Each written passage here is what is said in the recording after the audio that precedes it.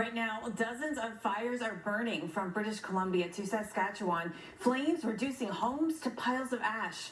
Smoke from the fires has turned the skies hazy orange, and it's drifted into parts of the northeastern U.S. It's all being fueled by record heat right here at home. We've got the record heat that extends through much of the northwestern U.S. up into western Canada. So let's look at how hot it still is. We've had a week of this now. Let's go to Medford, Oregon, where our average high this time of year is 75 degrees. Nope, not again today. We're hitting 90 again today and tomorrow. We keep the stretch going on Saturday with 87 degrees. The heat continues to be a concern for us all across this area, extending not just from Washington and Oregon, but even into Idaho and Montana. You've seen those temperatures warm up as well. And of course, the smoke has been a big part of the problem as well.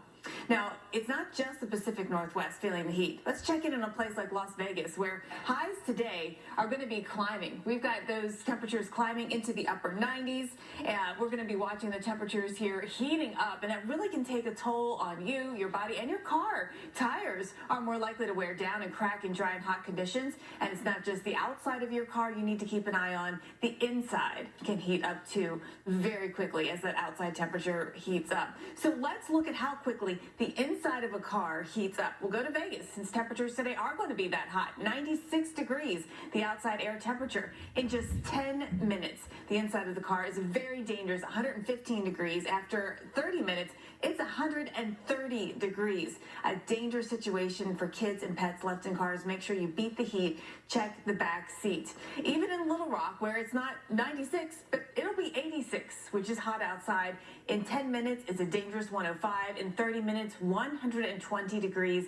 It happens fast. The car heats up fast. Make sure that you beat that heat and check the back seat. So the heat that we've been talking about, all because of this big ridge of high pressure here across the Northwest, continues. Record highs in Alaska, actually, yesterday. Juneau was up there in the mid-70s. That's a record high. So as long as we have this skinny ridge, which has been firmly in place, it's going to mean heat. And so it's just a very stuck pattern with temperatures in the mid-90s. You watch it again as we see through this weekend.